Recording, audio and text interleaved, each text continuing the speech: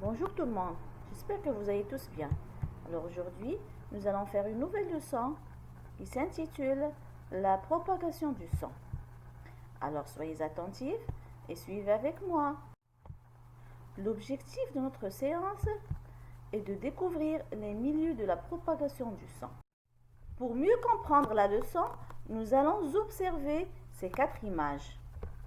Alors, dans la première image, nous voyons une maîtresse et des élèves. Alors, que fait cette maîtresse? Elle explique la leçon. Et les élèves l'entendent. Alors, qui produit le sang et qui le reçoit? Très bien.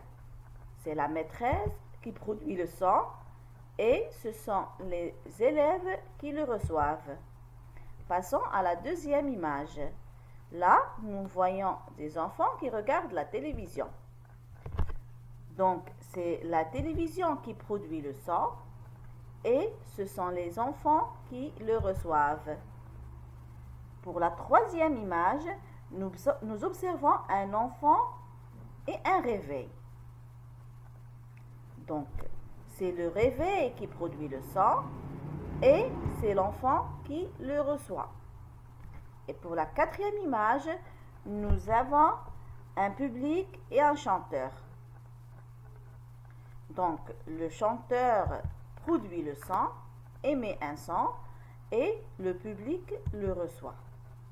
Donc, je rappelle que Croix-Rouge, c'est celui qui produit le sang et pour Croix-Verte, c'est celui qui le reçoit. Très bien. Maintenant, nous avons 3 images. Alors, où se propage le son dans ces 3 images?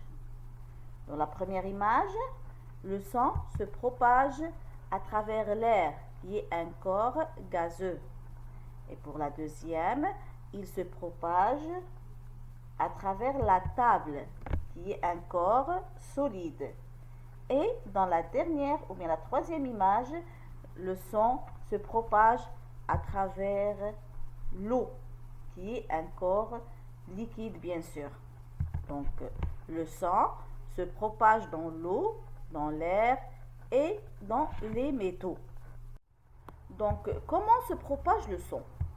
Alors le son se propage grâce à la compression qui se déplace au milieu des molécules d'air. Pour l'expliquer, on compare souvent ce phénomène physique à une pierre que l'on jette dans l'eau. On observe que les petites vagues se déplacent à la surface sous forme d'ondes, alors que l'eau reste à sa place. Donc, pour les conditions de propagation du sang, on peut dire que le sang se propage dans différents milieux matériels. Dans un gaz, exemple l'air, dans un liquide, par exemple l'eau, et dans un solide, par exemple les métaux, le bois, le verre, etc. Lors de sa propagation, il y a un transfert d'énergie. Attention, le son ne peut pas se propager dans le vide.